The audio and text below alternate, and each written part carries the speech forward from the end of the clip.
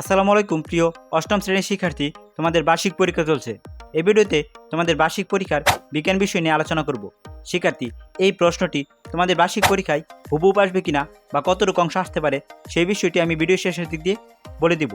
শিক্ষার্থী, তোমরা অনেকে ভিডিও দেখো কিন্তু ভিডিওতে লাইক, কমেন্ট এবং চ্যানেলটি সাবস্ক্রাইব করতে ভুলে যাও। শিক্ষার্থী, আরেকটি কথা, এই প্রশ্নটি কতটুকু অংশ তোমাদের বার্ষিক পরীক্ষা আসবে সেই বিষয়টি জানার জন্য ভিডিওটি প্রথম থেকে শেষ পর্যন্ত মনোযোগ সহকারে দেখে নাও। শিক্ষার্থী, এখন তোমাদের নৈবিতিক অংশ দেখাবো। প্রথমে তোমাদের 15টি নৈবিতিক থাকবে, তার পরবর্তীতে তোমাদের এক কথায় প্রকাশ থাকবে 10টি।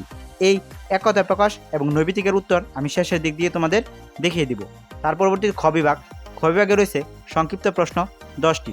তার পরবর্তীতে গ বিভাগ হলো রচনামূলক প্রশ্ন দৃশ্যপট বিহীন। এখানে মোট 5টি প্রশ্ন পাবে, সেখান থেকে তোমাকে 3টি প্রশ্নের উত্তর খাতায় লিখতে হবে। 3টি প্রশ্নের উত্তরের জন্য তুমি 3 পাশা 15 পাবে। শিক্ষার্থী, সর্বশেষ গ বিভাগ হলো রচনামূলক প্রশ্ন দৃশ্যপট নির্ভর। এখানে মোট 60টি প্রশ্ন থাকবে, সেখান থেকে তোমাকে 5টি প্রশ্নের উত্তর খাতায় লিখতে হবে। প্রতিটি নঙে গিয়ে ক এবং খ 2টি করে প্রশ্ন পাবে। আশা করছি গ বিভাগটি বুঝতে পেরেছ।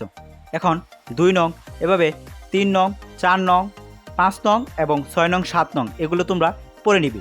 শিক্ষার্থী, আমি ভিডিওর প্রথমে বলেছিলাম এই প্রশ্নটি হুবহু তোমাদের বার্ষিক পরীক্ষায় আসবে কিনা, সেটি আমি ভিডিওর শেষের দিকে আলোচনা করব। শিক্ষার্থী, এই প্রশ্নটি হুবহু তোমাদের বিদ্যালয়ের পরীক্ষায় আসবে না, কিন্তু এই প্রশ্ন থেকে তোমাকে 60%, 70% বার্ষিক পরীক্ষা আসতে পারে।